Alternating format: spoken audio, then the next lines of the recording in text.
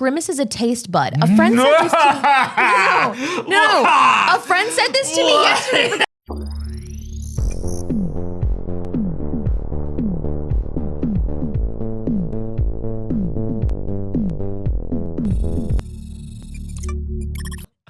Hello and good morning. Good morning, BBs. It's too early. It sure is. Welcome to the first, best, and only morning show in existence. I'm Anthony Carboni. And I'm Saige Ryan. And it was I'll be right back. Such a big weekend. Such a big weekend. Pat Robertson and the Unabomber died. Hey, chat. Hey, mods, can we get a poll in the chat? Who do we think was more evil?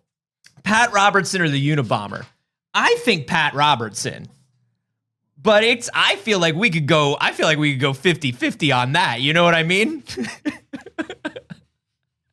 I feel like there's a case to be made for both. But I think Pat's definitely the most evil. Let's go ahead and throw that poll up.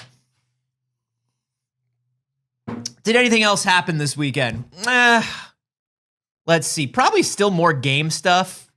Oh, probably. But I wasn't paying attention to any of that. Were you? No. I was at a Pat Robertson is dead party. Yeah. My favorite thing about them both dying this weekend was a meme that I saw that somebody made an old school blingy gif. Okay. Of the Unabomber of old Ted Kaczynski. Okay. That said, a package has been delivered to heaven. Oh my God.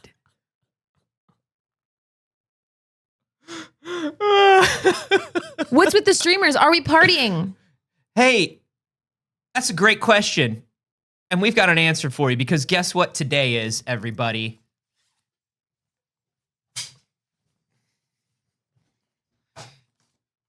Wait. Nope. It's the Grimace's birthday.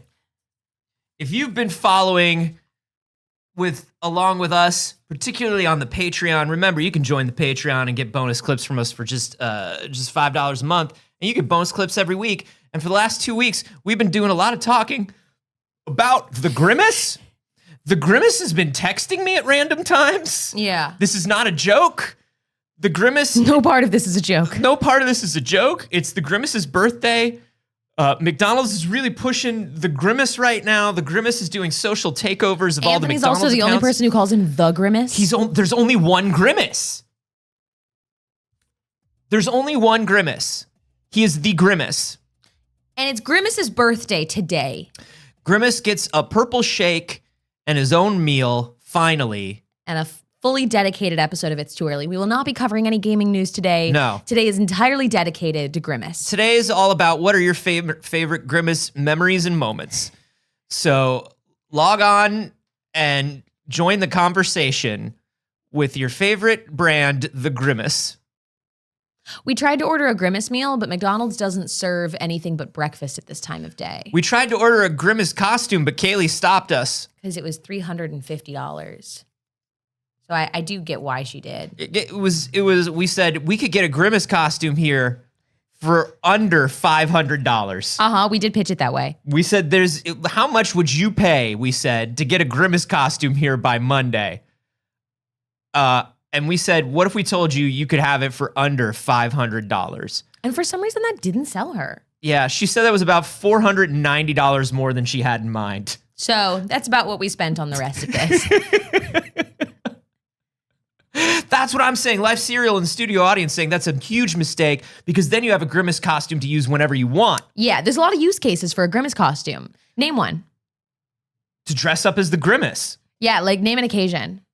Every day. Yeah. Good morning. It's me again, the Grimace. Yeah. It makes you feel better every day to wake up in the morning to the loving embrace of Grimace and their teeth. It's kind of like, you know, that bit from like Letterkenny that goes around on TikTok a lot. Wait, like, Saige. Please just zoom in on the Grimace's teeth for one moment. Why did they give the Grimace teeth? I know they're doing like fake childhood photos of the Grimace. Are they fake?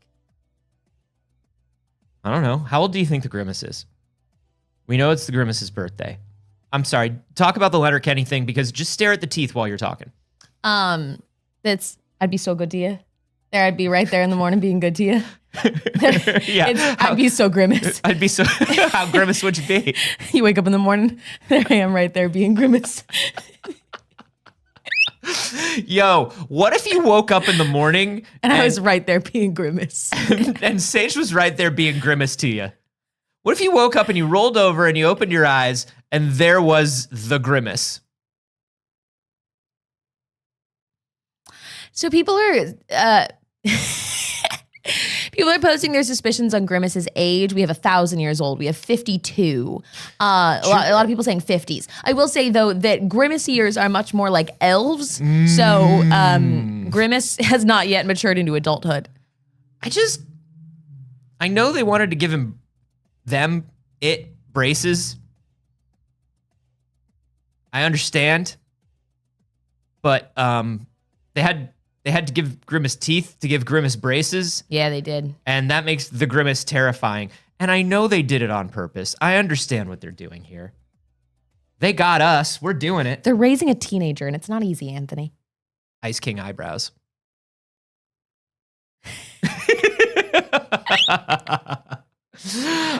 Was there other stuff going on this weekend? Yeah, sure. Potentially. You know, we tried to get, I cannot stress this enough about the Grimace thing. I'm sorry to keep going back into the Grimace thing. We attempted to get the Grimace meal here. We did. We simply could not. He's taken over. They're doing weird Grimace jokes. The Grimace meal is not available until 10 a.m. Yeah. We really wanted to have the purple shake here and everything. And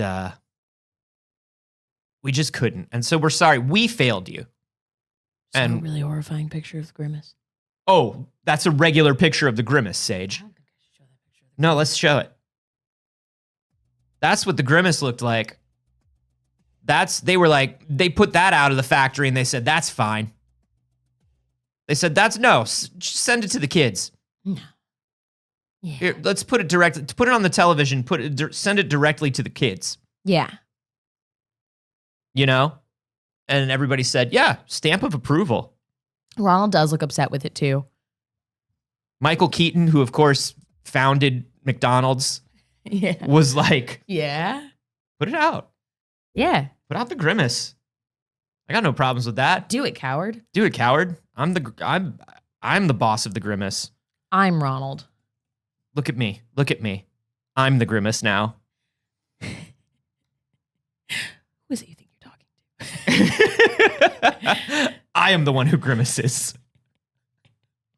This whole episode is just famous lines from television shows, but words replaced with Grimace. That's right. At Midnight is back. Hey, everyone. Twitter's back to its golden age. Hey, everyone. Replace a word from a song with the word Grimace. Yeah, Grimace a song, everybody. Replace a title of a song with the word Grimace. It's a fun game. To us. It's a fun game where we grimace a song together. Ice King eyebrows. Let's jump into video games because there certainly were a lot this weekend. Are we wearing the eyebrows for it?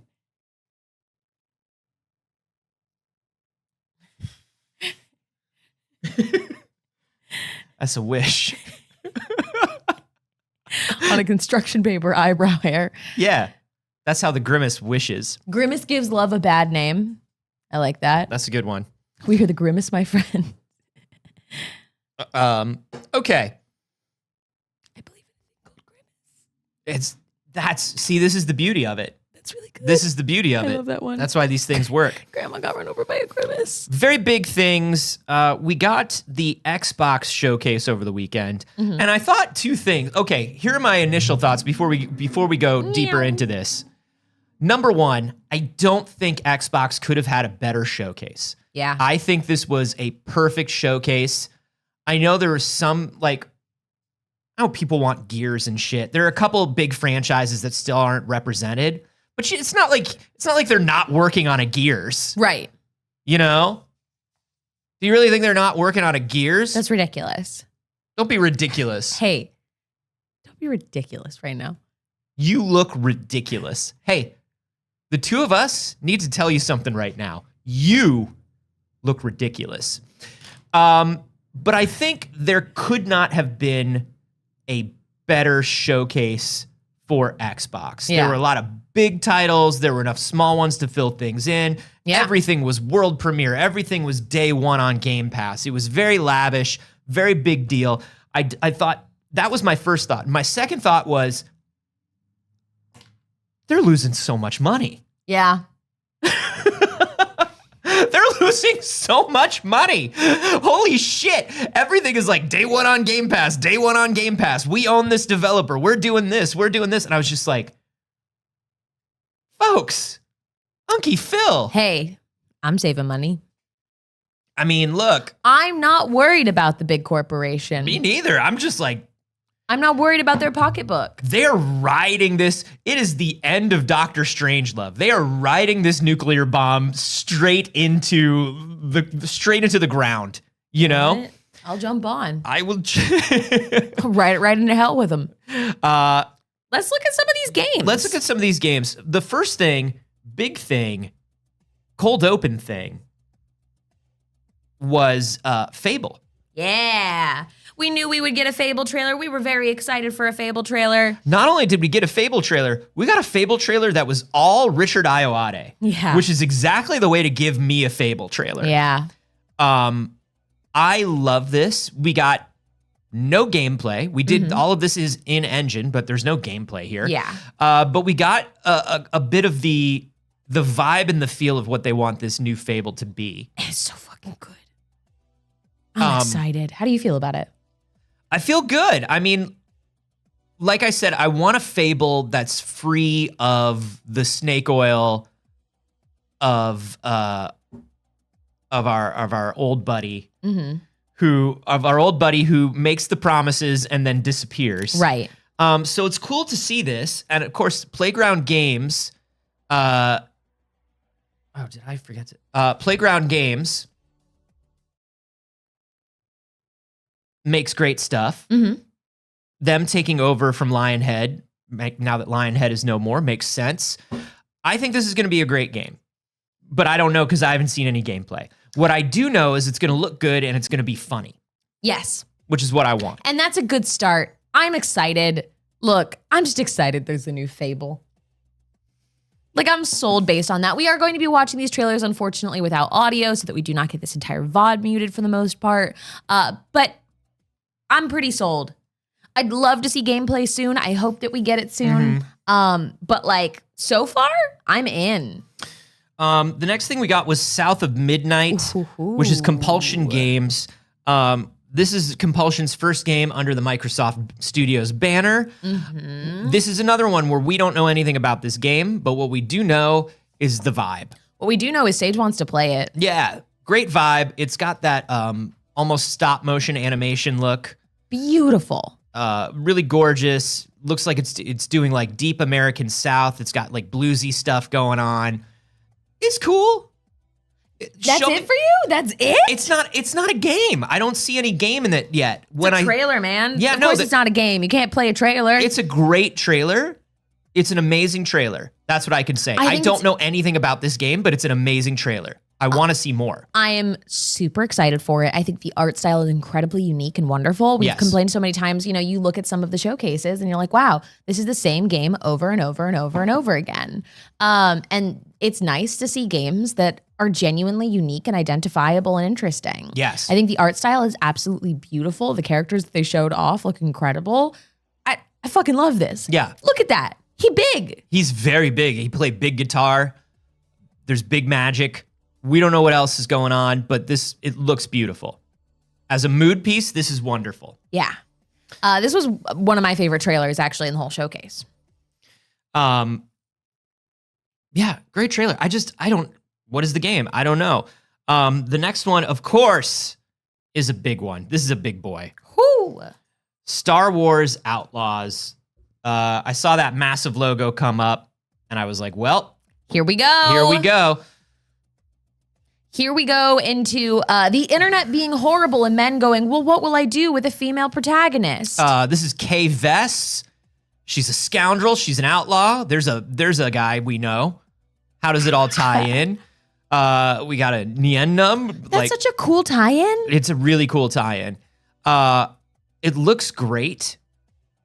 I love her attitude. I love this whole thing here where she's got her little pet that's like disarming people and like doing stuff for her while she's like scamming them at cards. It looks like the next incredible, iconic Star Wars duo. Yes, absolutely. This is another one where like we're waiting on it. Yeah. We don't get to see too much of the gameplay, but we have an idea. It's a Ubisoft game. It's a an massive open world studios game. It's the first open world Star Wars game. I'm so fucking excited for that. They talk a lot about being able to go to multiple planets. I think they said something like 10 planets or something like that. That's great. A scoundrel is exactly what I want to be in an open world Star Wars game first. Yeah. Right? Yeah, like it's like Jedi's fun. Like I love playing as a Jedi, obviously, because lightsaber, because flippies, because magic powers. But a scoundrel is like the most interesting character in Star Wars. Yeah. I think this looks very, very fun from what we've seen so far. Unfortunately, the internet has just come in a very strange way and been like, why don't we have character customization then? But it's very interesting because they didn't ask for that when it was Cal Kestis. Yeah. I wanted to mention, if we went back there in the cockpit, a lot of people were like, I got many tweets saying, is that Kyle Katarn? Is that Kyle Katarn? They call him Jalen. He's clearly dressed to invoke Kyle Katarn. And people are like, is Jalen his real name or is it Kyle Katarn? And I'm like, y'all, maybe it's Kyle Katarn. It's most likely not. Yeah. I'm of the opinion that we gotta let go of Kyle Katarn. Yeah. Kyle I have the opinion that's fine. a good droid, though. Yeah. Really good droid. Boom. Rancors. We got everything. Look at the little axolotl pup. I think it's an excellent trailer. Ubisoft has their Direct today, or Forward is what they call it. Yeah. Ubisoft Forward is today. They're going to be showing off a lot of stuff. Ubisoft knows that they have a lot to make up for, not just in terms of the horrible things about their company, but in terms of their games over the last couple years, which have not been hitting. So I think this, I think they know they need to knock this one out of the park, and I think they know that they need to have a few more interesting things going on today. Like, they showed off the Prince of Persia game, did not do super well for them. That 2D Prince of Persia. I think it looks pretty good, but it's not what the fan base wanted. No. They showed off that more focused Assassin's Creed, the smaller Assassin's Creed, which I think is good. They've got a lot to do. They've been trying to rehab their image quite a bit in terms of, let me take off the grimace eyebrows when I talk about things like this. Yeah. Party hat too? Just because they've been working really hard to make sure that the representation is there, both in games and in their employees. They've been working hard to make sure that workers are being treated better over the last few years. They've been working hard to kind of clean house in a way that they've really been needing to. And now they're trying to show that the games can be good as well. And we know a lot of good people who are working inside of Ubisoft. But Ubisoft is unequivocally a bad company. So they've got a lot to prove. I'm interested to see what they do with Forward today. And I'm interested to see more from this game. Because, look, when your next two Star Wars games that are coming out are from Ubisoft and David Cage. Right. It's like, which one do you root for? Rough. It's rough right now. It is rough out here. It went EA, Ubisoft, David Cage. Woof. It's almost like there's an industry problem. Let's not jump to conclusions. I mean, it's just a pattern that's been proven over and over again. Hey, WWGD, what would the Grimace do about this, baby? You know what I mean? Would the Grimace clean house? Would the Grimace wreck shop in the industry? What would the Grimace do if the Grimace was in charge? I think the Grimace probably would kind of turn the other cheek to it. I don't think Grimace actually would do anything about it. I think Grimace has actually shown some patterns that of ignoring some problems here. Does the Grimace have a cheek? Yeah, but not the one you think. The one.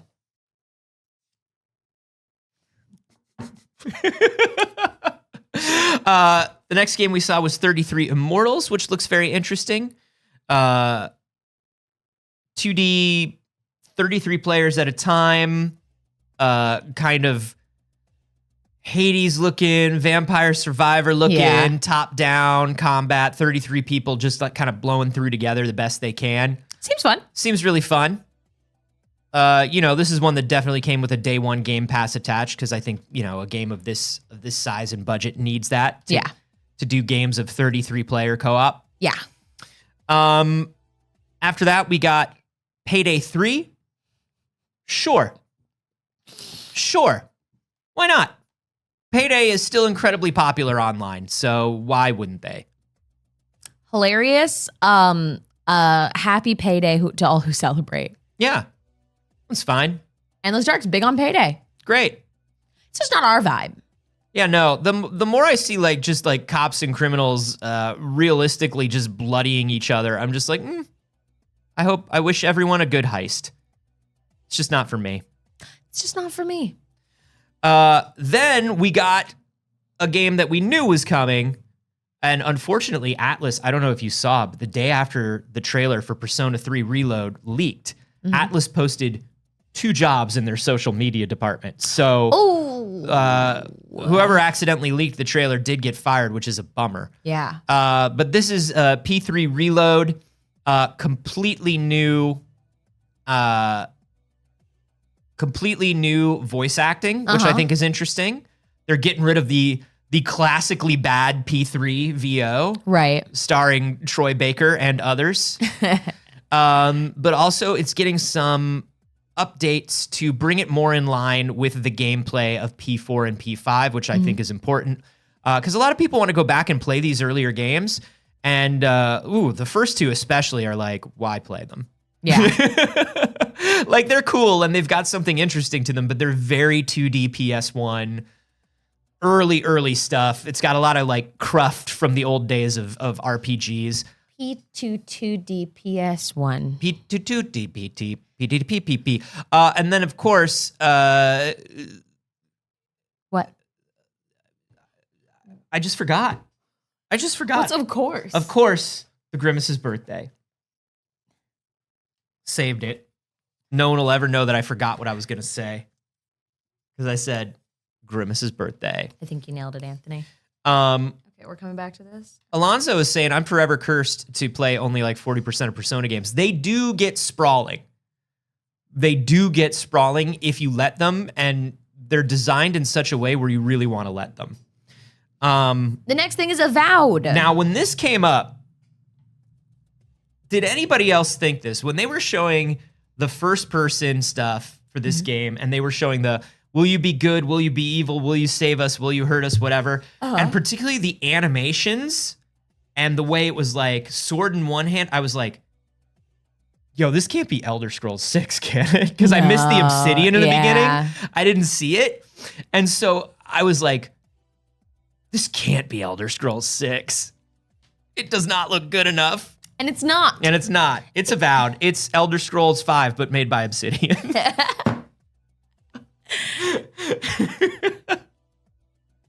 it doesn't look bad. No, Obsidian makes good games. Yeah. And Obsidian has made games like this for the last 20 years. I just forgot that Obsidian is around, if I'm honest. Okay. This has been a while. But it looks cool. It looks fun. I'll play it. I was with our dearest Spider Josh last night, and he said, I'm the kind of person that if a game has swords and magic, I want to play it. And I was like, wow, every game showcases for you. There's at least 50% of every showcase. At least 50% of every showcase, especially right now, is for Josh. But this next one is for Saige's and Anthony's. Yeah, it is, because this is the Sea of Thieves Monkey Island expansion. I gotta tell you, the rare Disney synergy that's happening with this game. Yep. Pretty smart. First we got the Pirates of the Caribbean, which Yeah, it made sense. It made a lot of sense. It did. And all of the things that weren't Johnny Depp of it all, very fun. Yeah, and it brought a lot of new players to the game, which it needed. It was a smart idea. Doing this on Monkey Island, So good. the art style works. The Sea of Thieves art style, it's so good to see the old characters. Like, it's so cool to see Stan and like the way that they put Guybrush into this game. Yeah. And the whole like mystery of it all. Yeah. Is very, very good. Like, here's what I'll say too. Like with the Pirates of the Caribbean expansion that they did, it integrated into the game incredibly well and thoughtfully. I was so impressed with it as somebody who was a Sea of Thieves fan of the way that it worked in and didn't feel like, oh, okay, now you venture into a different world. It was a fun thing of like uncovering. It felt like an extra piece of lore from the game or things that like were in the depths below it. I love any fucking excuse to get back into playing Sea of Thieves. I could play any time, but this gets my friends back to playing Sea of Thieves with me. Yeah, and it has the Monkey Island sense of humor, which like works with Sea of Thieves really well. It's just fun. It's just fun. I love it. And I'm so into it. Now that's going to come out on July 20th, and you all probably noticed if you're big Monkey Island fans. That's Dominic Armato. That's the original voice of Guybrush. They brought him back. So fun. Yeah. So that's good. Cannons to be shot out of. They showed Microsoft Flight Simulator 2024. And I don't care. It's for quesos. But, I mean, it's cool. It's incredibly cool. And I just don't get into it. But, oh my goodness, calm down. Computer. But the only thing that was cool about this to me is at the end, you can fly a little ship from Dune. Be a little buggy boy from Dune. You know I love me some Dune. Huh. You know I love me some Dune. They had the little buggy boy in there. Okay. It was Dune great. buggy? It was a little Dune buggy. But it means something different. There it is, I think. That was it for a second and I missed it. Yeah. They had like a separate thing that was like post-trailer. It may not. There it is. The Dune expansion. Ah, there it is. It's Dune. It's Dune. You can Dune fly. guy. You can fly a thopter. Look at that. Very cool. Look at that. There's a part where you can like pull the wings back and just glide and like dip. And I don't know. It's cool. Is it so cool that I'm gonna flight simulator? I don't know. Probably not.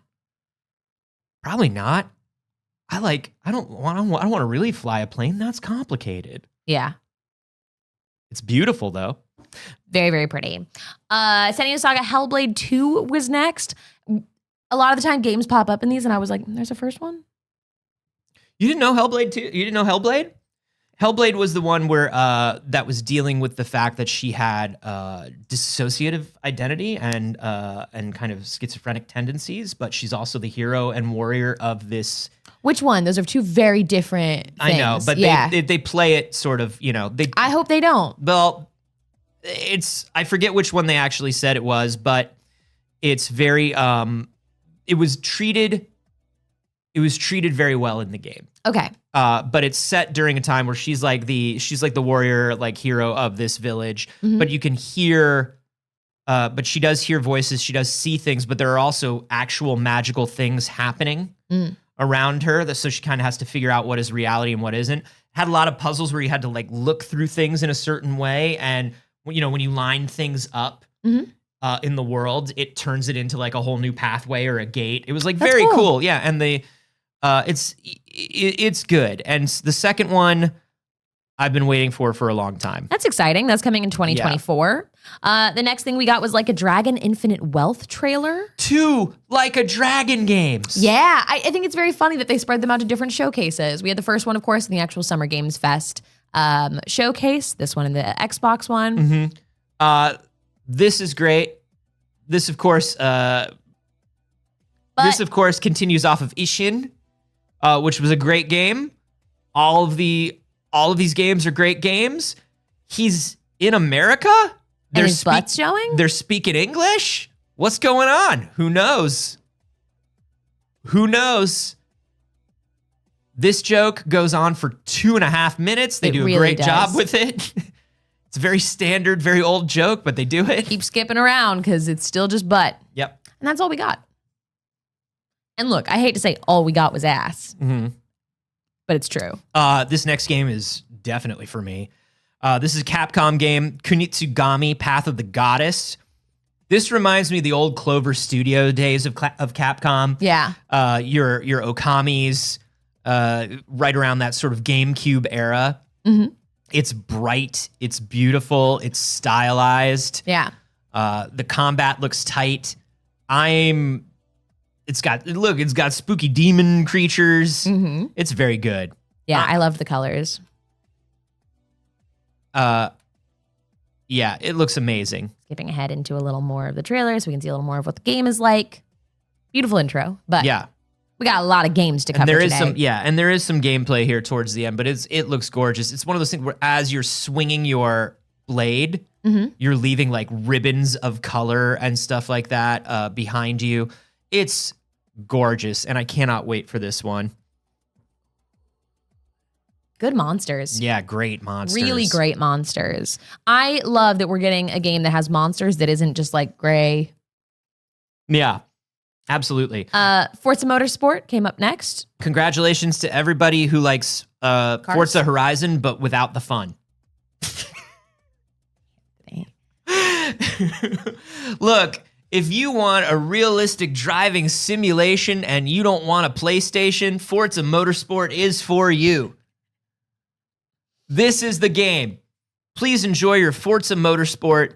It's launching on October 10th. It's got a lot of Forza. Do you like a car? No. Are you sure? I am. What if it was super realistic to drive car? That's horrible. I hate driving cars. It was like a real car and you were driving it. I have a real car to drive. I hate doing it. Fast but tough turns. Give me a public transit simulator. Ugh. Give me a walkable simulator. Yeah. Why can't we all just... Not a walking simulator. Not a walking walkable simulator. City simulator. That's right. Up next was Overwatch Invasion. We don't show Overwatch on this show. Moving on. Fuck Blizzard. And no, it's not any of the things they promised to you. Next up, a new Persona 5 game, Persona 5 Tactica. Do you want the Persona 5 characters back? Do you want them chibi and adorable? Yes, I do. Do you want it turn-based and top-down? Sure. Why not? That part's a little less. I'll take it. I'll take more P5 however I can get it. Yeah. But this is great. This is you go into another world that looks like a mind palace, and there's a revolution going on. That's the leader of the revolution. And so it's the Rebel Corps and the Phantom Thieves fighting together in this little world, and they're adorable. So exciting. Let me tell you something. If you want to know what two kinds of people are living after this weekend, it's dads and Atlas fans. Yeah? Oh, are you a dad? Get ready to drive and or fly, whatever you want to fly and or drive. I am a dad. Are you an Atlas fan? Get ready for more heartbreaking Persona stuff. Yeah. Let's skip Starfield for now. I agree. There's so much Starfield to get to later. I do want to talk about Jusant. So Don't Nod's working on two different games. Yes. They're working on the Banishers game, which is the ghost hunting, but feelings. Which we showed on Friday. Yeah. And then this one is, I guess, a separate team inside the studio that's been working on a game that is mostly about rock climbing. And this is one of 3 good rock climbing games that were announced over this weekend. Yeah. Rock climbing is in the, look at the goo boy. I love his goo friend. He's got a little goo friend. That I want to be a goo friend. You are climbing up into like these little cities and towns.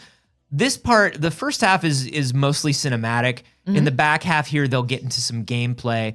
But I love the design of this. It's got this very like, Mobius style, like French comic inspired sort of thing. Look at his little goo. He's got a little goo boy. It looks great. Sorry, go on. Real said so many games coming where you have a little guy running around with you, and I love it. Little guy is important. Gotta have a little guy. You can see how large like the actual like structures are. Yeah. It looks Here's actual incredible. gameplay. Here's the actual gameplay. Now, what I am interested in with this game, when you see sections like this in any game, they're sort of like almost autoplay sections. You know what I mean? Yeah, where you're just kind of pressing up. Yeah, when you think about any game, anything from a Tomb Raider to an Uncharted to a Horizon to anything where you do a lot of this climbing, it's usually pretty automated. So I'm interested to see what they're going to do to make this the full gameplay system. Yeah, I think this is very interesting and I am excited about it. I don't have a lot of desire to play it because I'm not somebody that's like, oh, that's my favorite part of video games. Right. You know what I mean?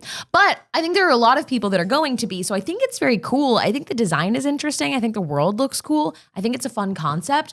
It's just not something that I necessarily want a whole game of. Yeah, I have to see how the system controls and what the mechanics are. Yeah. But stylistically, very interested. Next, we have a new game from the Chinese Room, the creators of the walking simulator. Yeah. They're back, baby. Yeah. The Chinese Room. So this is about the horrors of the deep ocean. It's for Anthony's and not Saige's. There's nothing an Anthony loves more than to play a game about the horrors of the deep ocean. And there's nothing that scares Saige more than the horrors of the deep ocean. Yay. Wee. You're stuck. You may notice that we're not giving a lot of release dates. Because they didn't give us a lot of release dates. Not a lot of games are getting release dates. That says expected out early 2024. Yeah. The previous one was fall 2023, Jusant. Yeah. A little bit sooner, but a lot of them just didn't put dates at all. Yeah, they're just coming. The next one I was really, really in love with. Dungeons of Hinterberg. Dungeons of Hinterberg starts off looking very cozy. Comic book. And you're like, okay, this is one of those cozy little exploration games. And then it's like, hey, I've got a cool sword, and it's called a Supercut 2.0, which means it's also silly. This is a game that's about skateboarding, sword fighting, journaling, and solving puzzles. Look, I'm kind of about skateboarding, journaling, solving puzzles. What was the fourth one? Oh, sword fighting. Sword fighting. Important. Yeah. Yeah, it's kind of all I'm about. It's gorgeous. I love the style of it. It's got that, everybody leans on like Ghibli or whatever. What I'm going to say is when you're in town, it does have that sort of like French inspired small village feel that like a lot of Ghibli things have. But I love the twisting of the environment mechanics. I love like the one-to-one combat that's in it. I love a cable car. God, I love a cable car. I do know a you sky love- bucket. I know that Holy about you. shit, I love a sky bucket. I feel like if I don't wear the hat, then I'm just wearing a purple shirt. It's true. Now I you're don't wearing feel a good about purple that. shirt and a hat. Like looks like there's a reason. There's got to look like there's a reason. The grimace is the reason for the season. I'm actually pretty hungry. Sounds pretty good. Hungry for grimace. I am hungry for Grimace. I want to eat Grimace. So, do we have confirmation that Grimace is a milkshake? I feel like No. Grimace is milkshake. I don't think the McDonald's mascots are food. Fry Guys are fries. But the Hamburglar isn't a hamburger. Nobody steal hamburger. Mayor McCheese hamburger. Yeah. I don't think they're all... Officer Big Mac hamburger. But that's what I'm saying, is if the Hamburglar is not a hamburger, yeah. Grimace is not a milkshake. You're either a humanoid or a foodoid. These are the rules of McDonald's. I don't think Grimace is food. Grimace is foodoid. Are you saying Grimace is CD humanoid? Dino just said Grimace is a taste bud. A friend said this to me. No. A friend said this to me yesterday, but that wasn't. Hold on. I'm having a guttural reaction to that, and I hate it. And someone named Miles said, I always heard he was a tongue. No. Okay, wait. No. I was talking to a friend yesterday that was like, isn't Grimace a taste bud? And I was like, that wasn't on the Wikipedia. Hold on. Grimace is a milkshake. Grimace is a milkshake. Birdie the early bird represents eggs and chicken in the morning. The Fry Guys are fries. Obviously, Mayor McCheese is there so we can eat the rich. It wasn't on his fan wiki. Well, the fan wiki isn't official. That's just a fan wiki. But you would think a fan would know if he was a taste bud. Yeah, but they're not held to the same stringent. That could be fanning. You know what I mean? I need a real Wikipedia article.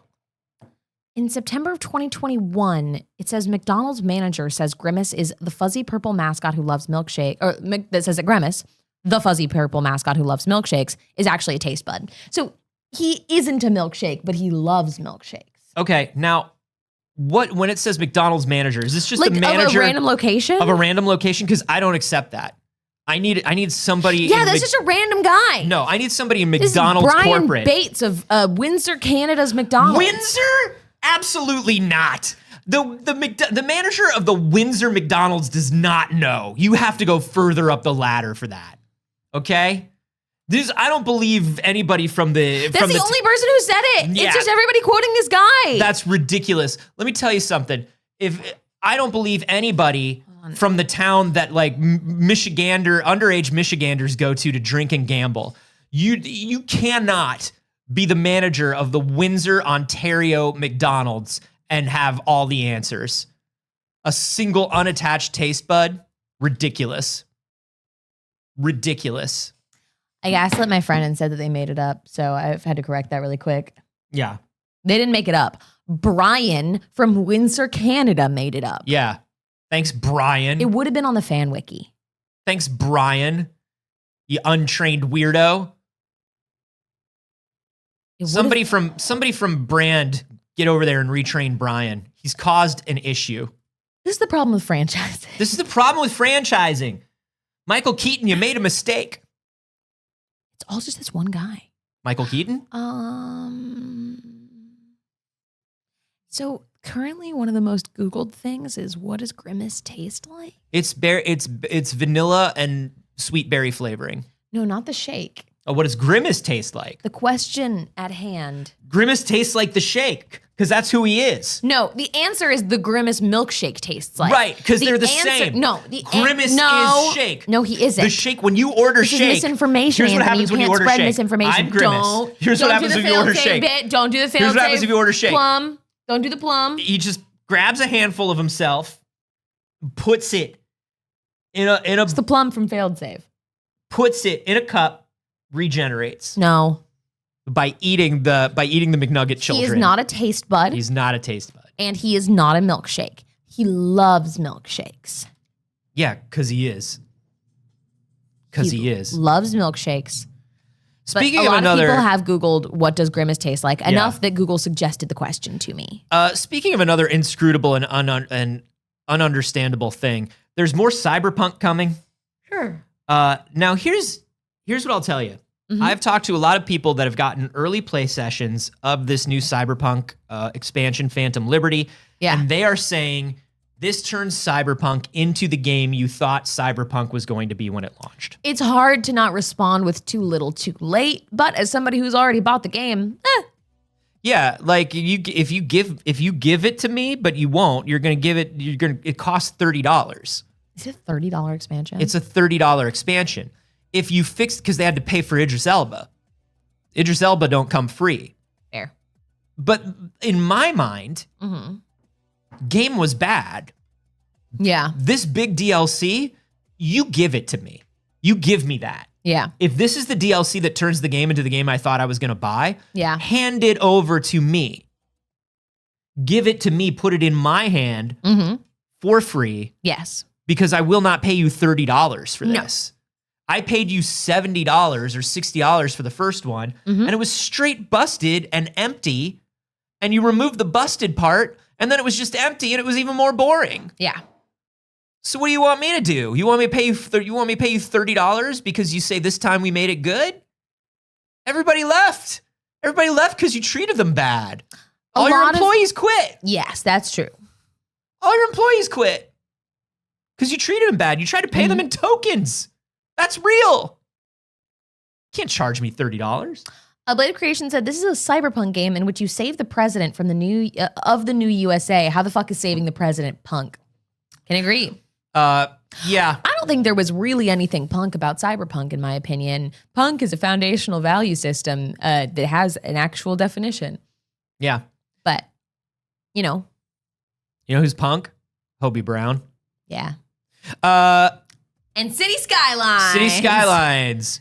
The least punk thing. A walkable city simulator that we wanted. Hey. Every Every time I see them just drop a train into a city and city skylines, I'm like, fuck, dude. Drop a train into my city. Yo, drop a train, dog. Here I am like living in drop a LA. pin. Drop a train. Drop a train. Hit me with a train. No, I mean it. I mean it. A truck couldn't kill me, and neither will a train. My life is now dedicated to being hit by bigger and bigger. It's not funny. It's not funny. And I will survive all of them. Oh, you worry about me. That's sweet. It's sweet. You worry because we're friends. You worry about me because we're friends. Okay, we're friends. We're best friends and you worry about me. You don't want me to get hit by a train because we're friends. You'd rather I didn't get splatted against the pavement by a large vehicle because we're friends.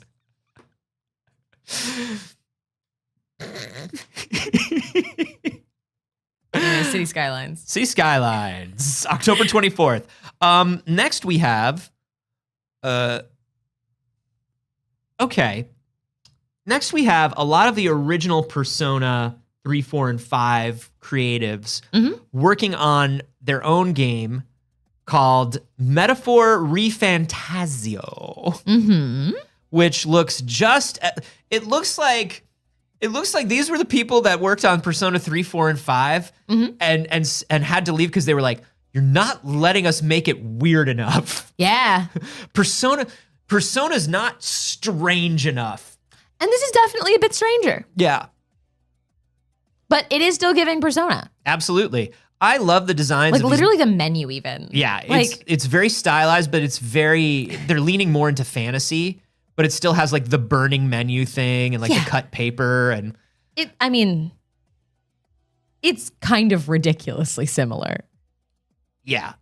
But it's fantasy one. Yeah. So I like that. Do you not want to go to high school? Would you rather do a fantasy one? Yes. Well, here it is. I'm just surprised that they didn't change like the interface at all. This is Persona for Spider, Josh. Yeah. Swords and magic. Yeah, they did. It's a different font. Not very. Yeah, but it's kind of like it's a serif. Yeah. They did the serif font. Yeah. So there you go. I know, it does look fun though. Yeah, it looks great. You think I'm not going to play it? Because I'm going to play it. Hey, you know what else I'm going to play the shit out of? Is it Towerborn? It's fucking Towerborn. It's fucking Towerborn. Get ready to play Towerborn with me. Because this is co-op. This is made by the creators of the Banner Saga games, which I love. But this one is way more action-y than Banner Saga. Basically, everybody lives in a big tower. Everybody lives in a big tower, and you've got to go outside the tower and save the world. I want to go live in a big tower. I would love to go just live in a big tower. This does look very fun. Look at this. Come on. We're going to play the shit out of this. Yeah, we are.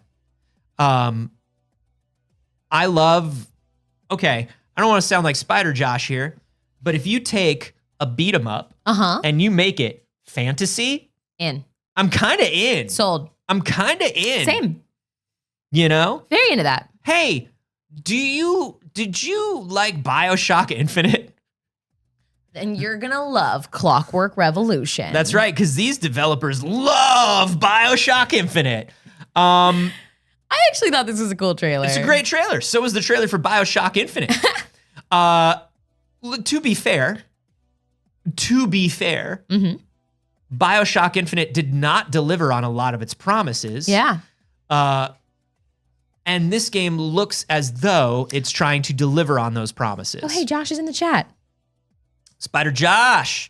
A lot of swords. We keep referencing you because I can't stop thinking about you saying, if it has magic and swords, I'm in. And that's every game. So, you know, here you are, Rebel Leader, which apparently initially at some point in BioShock Infinite's development, you were supposed to be Daisy, the Rebel Leader. In this one, you actually work for the Rebellion. You are doing things that are supposed to affect the timeline, change the world around you, all the stuff that BioShock Infinite promised, and then sort of was like, I don't know, slide through reality to push a crate. Can you be attracted to your own daughter? That's the game. Can you be attracted to your own daughter challenge? It looks good. I mean, it really does. And I'm excited to see, I love things like Dishonored. I did love the world of BioShock Infinite, even though the game left me feeling very empty, as it did for a lot of people. I'm excited for this. I loved all the time stuff. I love the weapons. There's a very fun steampunk thing here that just like looks like a good time. I feel like a lot of people are doing steampunk without doing really steampunky weapons. They're like, it's a steampunk setting and you have a gun. Yeah, and it's not like a blunderbussy kind of like powdery. No, I mean, look at this thing you were holding. Where'd you go? Not that one. That's like a gun. Chi-Town's C69. I'm so sorry that you had to learn from me that BioShock Infinite had a DLC where you want to smooch your daughter. My NDI there we go. Look at that shit. I mean, that's pretty. That's the kind of stuff I want. If we're doing it. Hey, if we're gonna do it, give me something it, weird. Give me steampunk. If we're gonna do it, you better do it. You better do it. And then the final big news was, do you want Xbox? Because let me tell you something. Even Xbox doesn't want you to buy an Xbox. They would like you to just have their games as a service. We've talked about this before. But the big news is that they're making their consoles more available. The supply chain issues have alleviated some, and they're adding a new Xbox Series S in black with 1 terabyte of storage for $50 more than the base Xbox Series X. So that's $349. All right. I personally feel like don't buy an S if you're going to buy an Xbox. Yeah. I think you can probably, if you're going to buy an S, you can probably get away with a mid-level PC or laptop that you already have, or a cloud gaming membership. Yeah. And play it on something else. I think if you're going to get an Xbox, you should get the X. But they don't want you to buy one, so don't even worry about it. Don't even worry about it. Skywalker is asking, the S is the disc-free one, right? Yes. That's the other thing. That's the other problem that people had with the S. No physical discs and limited storage. Yeah. It was their all-digital console, and it had limited storage. So that was a little, Now, let's talk about Starfield. The big one. The big boy. Yeah. Starfield, I'm going to go ahead and say it. Looks fucking good. Yeah, it does. Starfield looks good. Microsoft clearly wants this to be the game of this generation. They want this is their big one. They started off the Starfield Direct, which was a separate segment of its own thing. They started off with Todd Howard saying, this is the game we've been wanting to make for 25 years. Yeah. We've been working towards this game. We've been thinking about it. We've been iterating on it for about 25 years. And look, when they showed it off, you could tell. Like, it looked like a game that has so much time put into it. It couldn't have been done without a great abundance of time. Now, it almost makes you wonder, when you think about some of the other Bethesda stuff that's been coming out, if some of that stuff has been a bit hobbled because they've been working towards this the whole time. Yeah, how many things are tests for Starfield? How many things are just lower priority because of Starfield? I don't know. And look, I'm going to admit something. Yeah. I didn't really care about Starfield until yesterday. And I know everybody has been so fucking psyched. And I've been excited for you all about Starfield. And finally yesterday, watching these 40 minutes of gameplay, I was like, okay. Yeah. Now, not only am I oh, that looks cool, I personally want to play Starfield. No, it looks great. But it took a long time to get me to that, and it took a lot of the things that we showed in here. Yeah, now they showed off a lot of stuff. They showed off a lot of character creation. They showed off shipbuilding. They did this great thing where they were interviewing employees as though they were players. They were like, what have you been building? What's your favorite thing about Starfield? Yeah. And there was one woman who works on the systems team who plays the way that I am clearly going to play. She was like, I build all of my spaceships to look like animals. Whenever I go into another ship or a pirate camp, I immediately take it over. I'm not a good guy. And what I do is I steal everybody's sandwiches, and I have a single room where I keep all the sandwiches I've stolen from everyone in the universe. I was like, okay, shit, lady. Yeah, Tell me more. The character creation was very interesting because beyond it having a very in-depth physical character creation, there was also a lot of like backgrounds. It felt like building a D&D character when I was watching it. Yeah. You had things that you were selecting that like affected who your character was. I mean, backgrounds and skills. There was stuff The traits. there was stuff where you could be a cook, like a chef, and that's your background. They're like, you think it's not going to come in handy. It will. We promise you, if you pick something, it's going to come in handy in in ways you would not expect. They had a trait called kid stuff, where now part of it is you have to send money back to your parents to help support them, but you also get to go and visit your lovely parents. Yeah, there were these like trait perks. And so I love the kid stuff one because I was like, the whole idea is you touch an alien artifact when you're out in space, and because you touched it and it communicated with you, you are invited to join this group called Constellation, which is like these group of explorers and scientists that are figuring out the universe. And so your background could be anything because you're just somebody who touched this thing and now you have a connection to it. So you could decide that you're somebody who was already an explorer or a fighter or whatever, or you could be this chef who sends money home to their parents. One of the other perks that I loved is that you do a lot more damage to people because you're like you're a lethal fighter, but there are mercenaries after you all the time. Yeah. So they're like 20% more random random encounters with like space pirates and mercenaries because they're after you. Yeah. I thought that was very interesting. It's very Bethesda in that every character you meet could potentially be somebody you invite onto your ship or into your heart. I was very excited by this. Yeah. I was so surprised. I was so surprised by it. Yeah, me too. I knew, whenever I think about Bethesda and I try to think about big Bethesda games, I try to put myself back into the frame of mind that I was in with Elder Scrolls. I try to think about Elder Scrolls 5. I try to think about, I was obsessed. I own this game on 5 different platforms. I love it. I spent so many hours with it. And it's sort of after that where I fell off of Bethesda because I'm not a big Fallout guy, and 76 was like very disappointing. Of course. A lot of the other stuff they've released has not been great. But when I think like, okay, if they were putting the amount of effort that they put into that game, into this, put myself back in there. Yeah. I think I can make myself excited for this. I think I'm ready to love again. Yeah.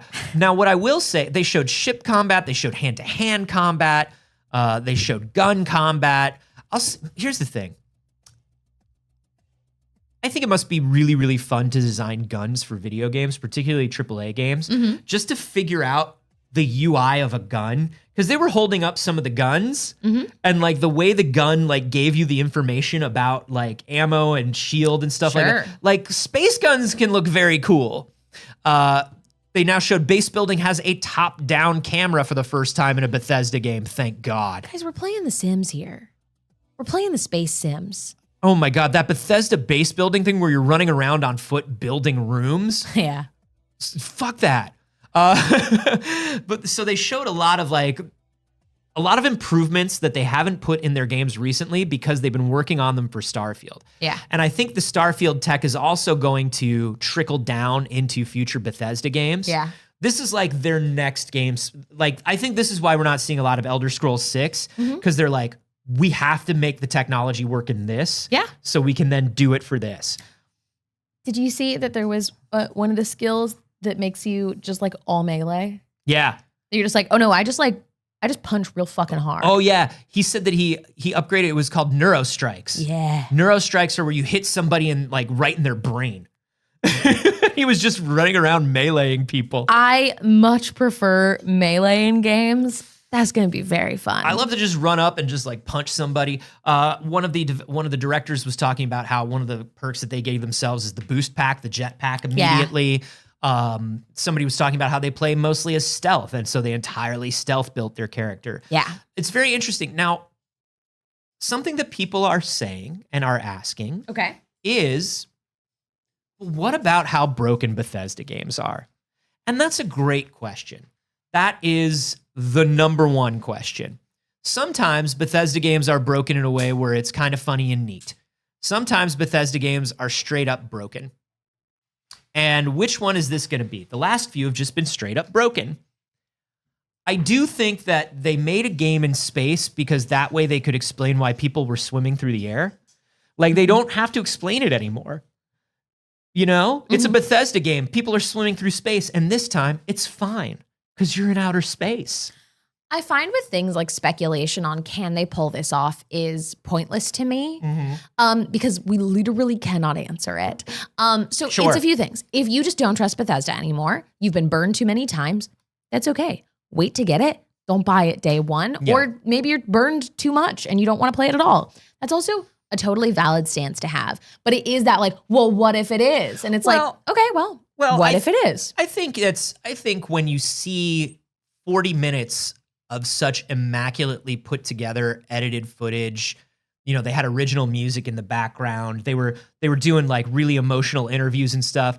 I think it's okay to go, okay, but I've seen the products that they actually make.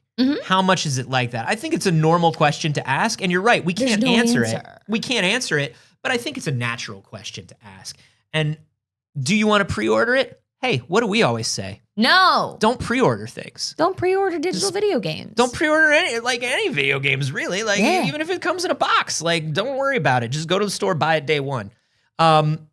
Wait for a review or some gameplay. You know there'll be early reviews. Now, I will say this, though. We often say, hey, also don't buy collector's editions. We say that. We say that a lot. We do say they're not worth it. Now, I looked at the Starfield collector's edition and I said, fuck. I want to say, I will not be buying the collector's edition. I'm not buying it either. But here's what's up. It comes with a case designed after NASA Apollo mission cases. It's like a heavy case that you pull and then twist and then open, and it's got foam and it's got all this stuff. And then it's got a smartwatch in it. And the interface on this smartwatch is the same as it is in the game, and it's good. The animations on this little watch are very good. Look, we see a lot of mediocre fucking collector's editions. We see a lot of cardboard boxes with figures in them. Yeah. Where the cardboard box is part of it. Like, that's part of the collection. And you're like, that's terrible. This is a pretty good collector's edition. This is a pretty good I'm collector's edition. not a collector's edition person. I don't really like video game knickknacks. That's not my thing. But for people who do, I'm glad that they're at least getting something cool and worthwhile. Now, here's something that we can say. You buy the collector's edition of the game. It comes with a steelbook display case for your game. What does it not come with? A disc. There is no disc. Instead, your code comes on this like little keychainy thing that it's laser etched into this keychain. It's that little thing on the left there. That's your game download. So the big deal is it's a watch in a case with a patch. You're paying for the watch. You are. You're paying for basically a digital minimal smartwatch. It does minimal stuff. They say that you'll get notifications from your watch. It can track your steps and things like that. Don't be shocked if we hear closer to launch that that's just for Android, or a lot of that functionality is only on Android. Apple don't play very well with like third-party watch stuff. Yeah. So know that going in if you're an iOS person. Number two, this is $300 for the watch. That's too much. You could straight up get an Apple Watch for that. Yeah. I mean, if you're somebody who's really, really into the idea of Starfield and into the design. Here's the thing. It's not about the watch, it's about the collection. Yeah. It's better than when they give you a cloth map and a weird PVC character that's going to melt. And those are also $300. Yeah. So this is not bad. That's the thing. Is like $300 is too much money for this. Yes. And somehow video games keep coming out and releasing things, like Anthony said, a cloth map, a figure, a cardboard box. So this is more than most people are doing for their $300 collector's editions, and it's still not worth $300 to me. Yeah. The other things that they're coming out with that look very, very nice. Ooh, those were nice. Those were very, very nice. There's no actual just photo of the controller on this page. So maybe we just find a photo of that controller, but there is a photo of the headset. Pretty. It's very pretty. It's a slick look. It's a slick look. There's also a STARFIELD. I like that it's clear down here. That's really nice. It's got like very cool industrial. They said everything is based off of classic NASA designs. Yeah. And you can really see it. The controller is dope as fuck. That's a good controller. That controller is dope as fuck. There's also a Constellation themed. Constellation is the name of this explorers group, and that rainbow is their logo. Yeah. There's a Constellation themed Xbox One X, which is going to be very cool looking. It's nice. I think it's a good looking controller. I think like the rainbow. Me too. I think if you're going to buy something that's like themed after a game, you can't go wrong with a controller. Function. Because you're going to use it. Yeah. It's usually not much more expensive than a regular controller. Yeah. It's pretty good. It's pretty good. Look. All right, it's 10:15. We got to get to the Cozy Direct. We got to get to the Wholesome Direct, rather. We got to get to Wholesome Direct, but that's everything that was coming out for Xbox. Wholesome Direct, we were talking about this a little bit before the show. Yes. They tried to shove too much into this Wholesome Direct. Now, I want to say, we love Wholesome Directs in this house. This was my most anticipated showcase every year of the week of the year, honestly. Super exciting. There were still very exciting things. Yes. There are lots of things I loved in this Wholesome Direct. But I will say, I'll just scroll down the page really quick so you can see. And that's a lot. It was an hour-long showcase. And most of the stuff was like 30, 45-second clips, not a lot of depth, not a lot of explanation of what things were. And I understand Wholesome Direct really wants to represent a lot of the smaller, like AA indie developers that are like really putting their lives and their hearts into these games. Yeah. And they want to show off games that are of a genre that, up until a few years ago really didn't get any notice or any press at all. So they tried to cram as much as they could into this. And I think it just backfired a little bit because it was so much. And I did not remember a lot of it. Yeah. And and I don't think a lot of stuff got moments to shine. I agree. Where they really should have. But let's go through some of our highlights at least. Yeah, I had to rewatch a lot of the trailers. There was also some things that we've already seen as somebody who like avidly follows these games. Yeah, like they showed the Beast Ball trailer again, which we talked about the other day. Exactly. Stuff like that. So we'll cover some of the things that were new to us. I want to say, first of all, I want to talk about Highland Song. Okay. Highland Song looked beautiful. It did. It is not playing for some reason, but this is this lovely like 2D. This is a lovely like 2D platforming exploring thing that goes on the rhythm of like Celtic music. And it looks beautiful. I love it. I'm really psyched for this. Yeah, this was absolutely gorgeous. I gotta lead with this one. Little Friends Puppy Island. Yo, how many times have we said this, Saige? How many times have we said, why aren't you making Nintendogs? Somebody said, okay. Where's the new Nintendogs? And not only did they make a new Nintendogs, they added so much more to it. Here's the thing. Hey, Nintendogs girlies in the chat, non-gendered. That literally looks like the character models from Nintendogs, oh, yeah. Right? They straight took them. Like, that's literally the Nintendogs. Like, even the way it catches that little like pizza disc, like I remember throwing the Frisbee. It looks like the way it caught the Frisbee. I don't know how they made it so similar. The animations are like identical. It's the way so good. Like, there's so many things that you can customize your dog with. Like that's straight up from the DS. There's so many things that you can customize your dog with. You can take them for a walk around this island and they'll smell things. They'll meet new dogs. They'll uncover new things to do. It's the Nintendogs we've always wanted. I'm so fucking hyped for this. Jelly PB said it's not giving Nintendogs. It is Nintendogs. Like it is. Thank you, Fire Shrine Games. Like, oh my God. Thank you very much. What a gift. I'm hyped. This summer is now. This summer is now. We are the Nintendogs. The Grimace's birthday. Release date currently says June 27th on Steam, and there is a demo right now. Yeah, so I'll grab this that demo this week. Next up, I want to talk about Eversleep Aurora. Eversleep Aurora is sort of a Metroidvania pixel art game where you're a cat that goes into these like dark depths to find your missing mom, and you're a cat in a cloak. I love it. Very good. It's got some Shovel Knight. It's got some Castlevania. It's got some puzzle platforming. I'm super into it. Love this game. I keep just opening more games. Next, I have to talk about what is undoubtedly the one I'm looking forward to the most, but we already knew about, which is we got more Story of Seasons: A Wonderful Life. They focused on a little bit on the character creation this time, which was they good. did. Because there's never been character creation in A Wonderful Life before. Yeah. It was basically, you are boy or girl. And you had to buy separate games if you wanted to be a girl. Yeah. The boy game came out first, and then they were like, oh, I guess you could play as a girl. So yeah, there's a lot of character customization this time. Comparatively. And also, one of the things that they pointed out was when you romance, you can romance anybody. And she made sure to say, like, my character, I'm a woman, I married this woman, we have a child, that's possible.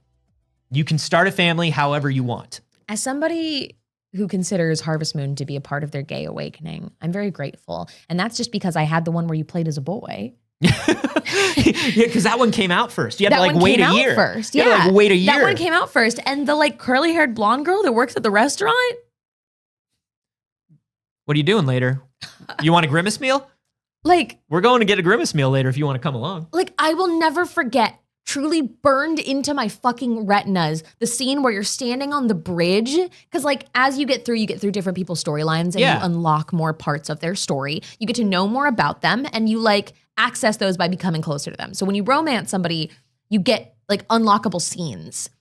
There's a scene where you stand on the bridge with that girl, and I was like, is this love? Is this what love is? Have I discovered love? Could I have found love at such a young age? So that's coming. We're very excited for that. The next one I want to talk about is Bubblegum Galaxy. Yeah. Bubblegum Galaxy is a game where you work in a place that builds planets, and the planets have been corrupted. Somebody screwed up their job, and you have got to fix the planets. What we know is that you build planets based on certain rules, like certain terrain can only be next to certain other terrains, certain plants and animals can only live next to, stuff like that. And based on that, you will build and stabilize these planets. But in between, it has these story sections that feel to me very, the vibe is PS1, it's early 3D, which is very cool right now, but also a vibe that is very Bee and Puppy Cat to me. Yeah. Very early, very 2010 Cartoon Network vibes. I loved all the in-between stuff. The actual planetary building and hex thing wasn't as appealing to me. But there was a little kind of conspiratorial story that they were planting the seeds for in between that I think looked very interesting. Yeah, that one's got a demo available now as well if you want to check it out. What do I want to show next? What do I want to show next? Dun, dun, dun, dun. I want to talk about Smushy Come Home. Let's talk about Smushy Come Home. Smushy Come Home is very, very cute.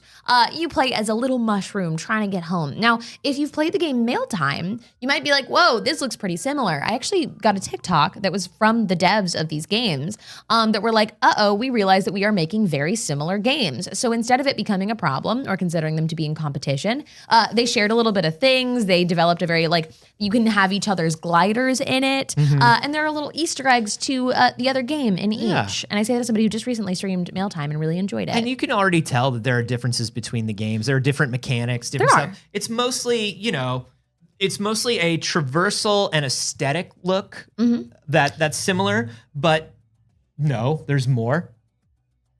The games play very similarly. You're doing the same thing. No mail. You're not delivering mail. No deliver. The story is different. Yeah. But the world that you're and the That's kinds what I'm of saying. things that you're Yeah, the aesthetic is very similar. And the aesthetic and the movement look very similar, but different mechanics within them. This one has different story. Yeah. Different story. But the gliders are how everything's got a glider. Yeah. Everything's got a glider. Sure, absolutely. Let's talk about Botany Manor. Let's talk about Botany Manor. There are a lot of gardening games. Gardening is hot right now on the Wholesome Direct. Yeah. Last year was all about making hot pot. This year is all about gardening. That is true. And what I will say about Botany Manor, we were talking about this, the thing that separates it is realism. So that's actually not Botany Manor. No, that's not for Botany me. Manor? No, that's Garden Life. Oh, sorry, there's those so are different many. ones. So Botany Manor is more about uncovering a story than like the gardening itself. So you live in this manor and you I got are the two of trying them to mixed like, up. yeah, which, hey, fair. Hey, there were a lot of games in this Wholesome Direct and they didn't give them a lot of time. They really didn't. But in Botany Manor, you are still, navigating. You're a retired botanist living in this manor, trying to, you're picking up little pieces of your life and putting it together. Yeah. I want to show off next, though, because both look excellent to me. Garden Life. Yes, Now, this is Garden the Life one. is a proper gardening simulator game. And it is supposed to be, as realistic as a gardening simulator can be. To me, this is your house flipper, your power wash simulator for people who want to garden. This is very appealing to me. There's a lot of gardening games, a lot of farming games, but not ones that have this more realistic approach to it in the way that I always enjoyed that House Flipper does. Yeah. I mean, I love that it has a realistic look to it. And they have realistic techniques that are supposed to be no, that's kind of like how you garden though. You're supposed to learn something. I love it. It's so good. One of the ones that, while we're on gardening, I want to talk about Garden Buddies. Yeah. Garden Buddies, you play an apple named Mutzi, who decides they're lonely, and it's time to build a garden full of friends. And this one focuses on building friends, making things comfortable, but then also anti-anxiety and relaxation techniques. Yes. So there are moments where Mutzi feels overwhelmed, where Mutzi gives themselves affirmations, or lays back and does breathing exercises, and you do them with Mutzi to sort of put that practice in your daily life, which I think is cute. Also, what's the sickest song you've ever heard? I had an asthma attack in Uber yesterday, and it made me have a panic attack. Yeah, that'll happen. This sucked. I didn't have my inhaler. Here, you gotta start carrying around your inhaler. I know. Here's Mutzi. Hi, Mutzi. I'm unique, I'm loved, I'm important, giving the affirmations and then doing the breathing exercises. I love Mutzi. Yeah, we all love Mutzi. We also all love Manita's Kitchen. Yes. The game where all you want is to be the greatest pizza chef of all time. But your arms are a little small. Your arms are so small because you're T-Rex. And that makes it a little bit difficult. They said, what if instead the meteor was cheese?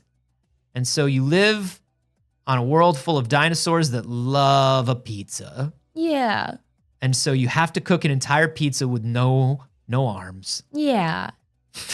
Doing a lot with your tail, with your nose. Very, very cute. Yeah, that's great. There was another cooking game that I wanted to show off that was a very Cooking Mama-esque. Let me see. While you're looking for that, I'm going to show off Magical Delicacy. Yeah. Which is, it's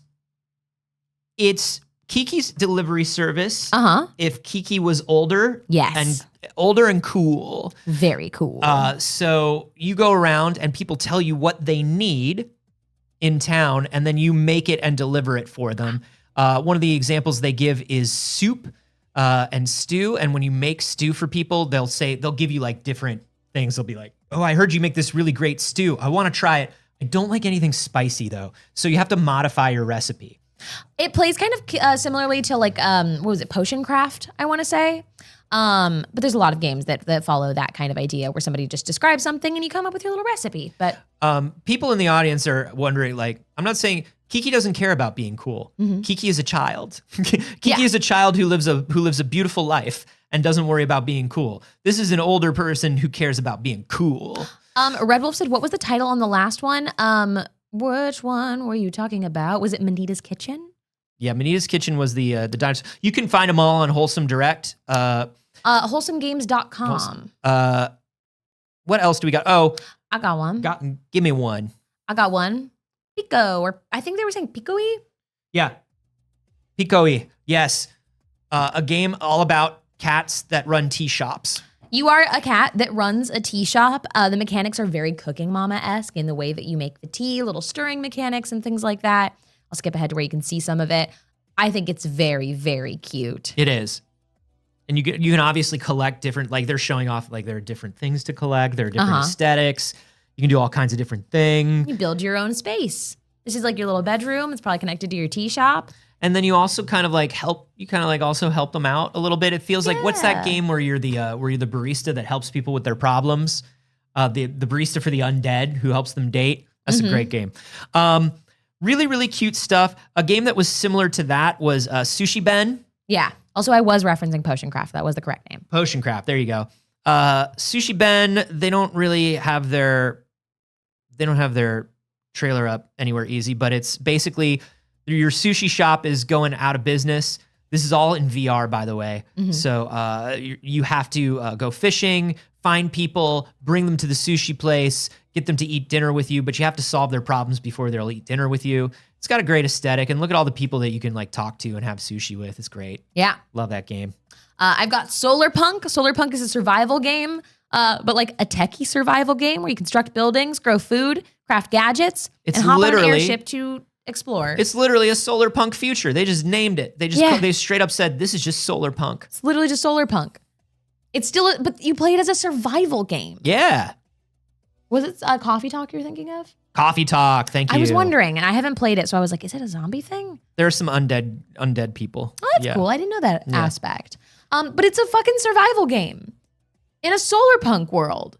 That owns. Yeah. I love it. Solar punk is great.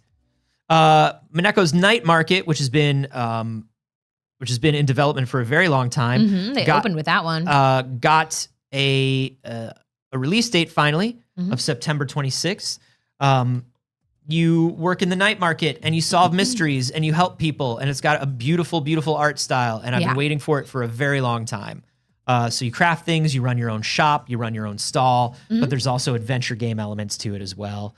September 26th, finally. Congratulations. A lot of these had very close release dates. A lot of these were like June, July.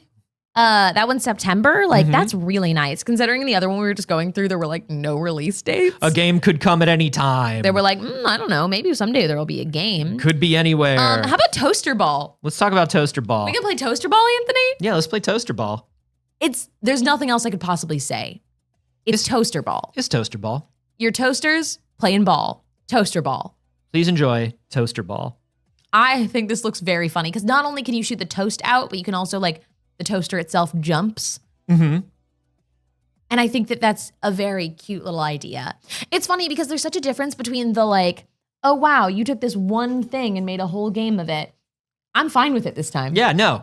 It's simple. It's perfect.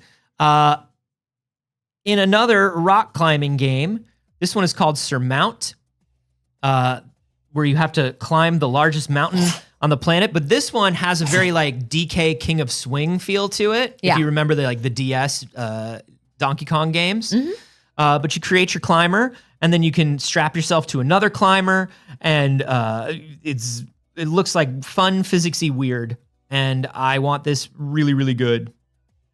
Really, really good. I want it. That's how much. Really good. If you thought that we were done with pizza games, you were wrong. We've got Pizza Possum. Pizza Possum gives Overcooked. Oh, I'm sorry. Did you think we were done with pizza games? Absolutely not. I held a possum this weekend. I saw. I wanted to talk about it in the cold open and I forgot. Oh. We just got right into stuff about Grimace. There's a lot of stuff. There's Grimace stuff. Pat Robertson's dead. Yeah. There's a lot of stuff to talk about. Look at these animals doing things. It looks so much like Overcooked. The fucking pugs with their googly eyes. Yeah, because you're wearing a hat to cover the fact that you're a possum. I love it. And you got to keep your secret. That's so good. I think that this looks very, very fun and very cute. Like a really good little co-op. Yeah. That one is a TBD on release date. What else do we have? Wooden Weather. Yeah. Wooden Weather is a single-player God game set in a toy city. I think we've seen a little bit of it before, but this is basically a Playmobil city, and you're the god of this Playmobil city, and you can make different things happen. And it's so good. I love that. Control the weather, control the people, control the structures, all of that. I love that you can see the weird little hand. Yeah. That's awesome. It's me, God. Beep, boop, boop, beep, Hey, what was that God game that was in VR that we showed a while ago? Do you remember that? I don't know, but it looked very similar to this. Yeah. And I couldn't remember the name of it, and I was trying to look it up, and I couldn't find it anywhere. It's gone now. Any BBs who remember, there was like a really cool looking like God game where which is a very funny thing to say. But like where it's like you choose the fate of this little town, whether you want to help people or like cause terrible storms and stuff. Mm-hmm. If anyone remembers, I'm trying to remember what it was. Little Nemo is an NES style platformer. Little Nemo's back, baby. I'm so excited. Little Nemo, of course, one of the comic strip that started comics, really, and one of the longest lasting cartoon characters of all time, and a very popular NES game. Mm-hmm. And it's back, and it's cute. Yeah. It's fucking cute as shit. Very adorable. They've really set it up in this one where they want it to be for all ages. When you fight a boss or something like that, if you lose a life in the game, Little Nemo just wakes up in his bed, and you can walk around in Little Nemo's room and like pet his cat and like do little things in the room until you're ready to go back to the game. I thought that was very sweet. Yeah. Another thing that's fun, all of the music for the game is done by Peter Berkman from Anamanaguchi. And it's a very different, it's a very different kind of music for him, but it's great. What else we got? There was so many games in There's here, so y'all. many games. And there's so many lovely games in here. We were just a little overwhelmed, I think. That's the thing, is there were just, we got to talk about Snufkin, the Moomins game. Mm-hmm. The Moomins game, it do be coming, and I can't do anything on this website. Very cool. Very cool. Anyway, the Snufkin game looks great. Grimoire Groves. You become a witch, grow cute plants, hang out with little creatures. Yes. All of the fundamental basics of a wholesome game. Super cute character design. I liked the whole vibe and aesthetic of it. Really adorable. Is it Pikmin-y in bits? It looks, because there's sometimes when they're a little, It does have there's something a bunch kind of little Pikmin-y to guys it, because following you've got you a bunch of around. little creatures. It's giving like almost ooblets. Yeah. Which is giving almost Pikmin. Which is giving almost Pikmin, which is giving almost, I don't know. Yes. Correct. Nailed it. Also, I want to talk about Frog Song. Mm-hmm.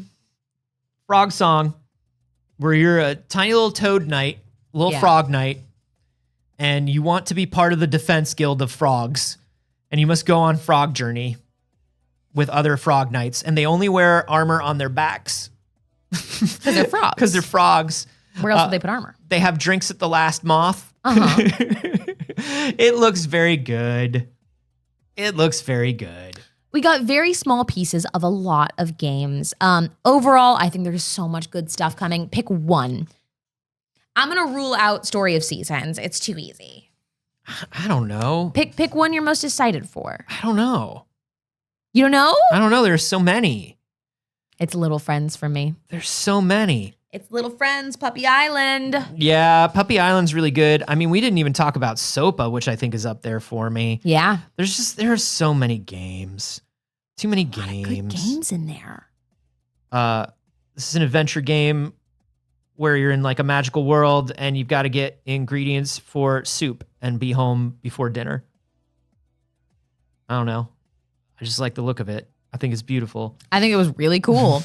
There are too many very good games. Yeah, honestly, like there's so many great little like witchy games. I'm a Caterpillar looked fun. Yeah. It all looked really lovely, but it is 10:37. Yeah, it's all really, really good. But we are out of time, BBs. We are. Hey, thank you for celebrating Grimace's birthday with us. Hey. We're going to try and get a Grimace meal. So we got to get out of here. This one's for the Grimace. Top down AC with the cooling system. Hey. My tape is getting less sticky. Grimace, we love you. We always have.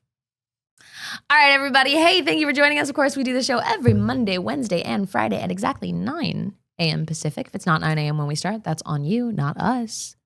Check your clock. That's right. Fix that. Saige, when you're not here, where else are you? You can find me everywhere on the internet at Not Saige. I stream over on my channel on days. I'm going to try and do a stream tonight on my channel. Do a stream. I don't know. Why not? On my new PC. Do it on your new PC. How about you? You can find me everywhere at Carboni, except for here on Twitch, where I'm at Anthony Carboni. And you can listen to my science comedy podcast, We Have Concerns, at wehaveconcerns.com. Our newest episode is about a poop pill. Oh, well, okay. enjoy that.